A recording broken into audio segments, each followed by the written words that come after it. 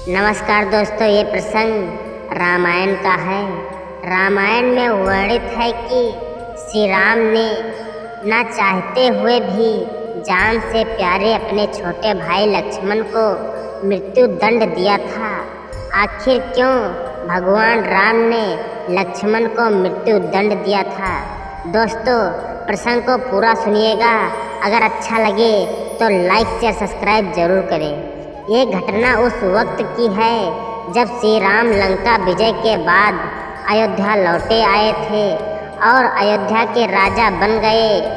एक दिन यम देवता कोई महत्वपूर्ण चर्चा करने के लिए श्री राम के पास आते हैं। चर्चा आरंभ करने से पूर्व उन्होंने भगवान राम से कहा कि आप मुझे वचन दें कि जब तक मेरे और आपके बीच वार्तालाप होगी हमारे बीच कोई नहीं आएगा और जो आएगा उसे आप मृत्यु दंड देंगे। इसके बाद राम लक्ष्मण को कहते हुए द्वारपाल नियुक्त कर देते हैं। जब तक उनकी ये यम की बात हो रही है अंदर न आने देना, अन्यथा उसे मृत्यु दंड दिया जाएगा। लक्ष्मण भाई की आज्ञा मानकर द्वारपाल बनकर खड़े हो जाते हैं।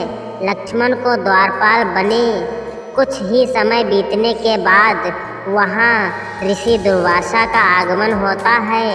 जब दुर्वासा ने लक्ष्मण से अपने आगमन के बारे में राम को जानकारी देने के लिए कहा तो लक्ष्मण ने विनम्रता के साथ मना कर देते हैं।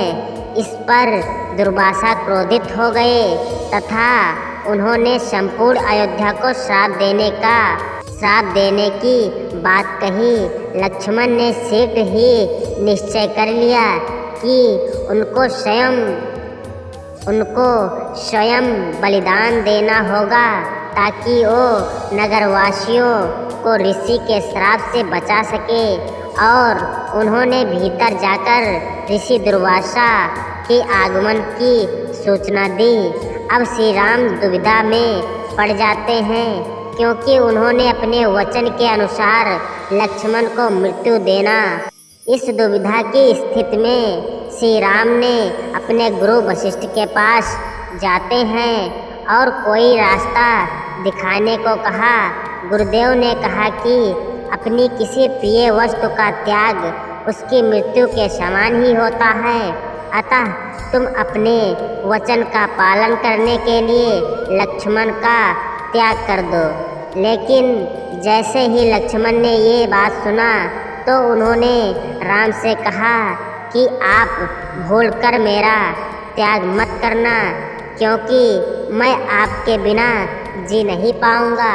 अगर मुझे त्याग ही करना चाहते हो, तुमसे दूर ही रहना है, तो मैं मृत्यु अपना लूँगा। और लक्ष्मण जाकर जल समाधि लगा लेते हैं। दोस्तों, ये प्रसंग अच्छा लगे तो लाइक शेयर सब्सक्राइब जरूर करें।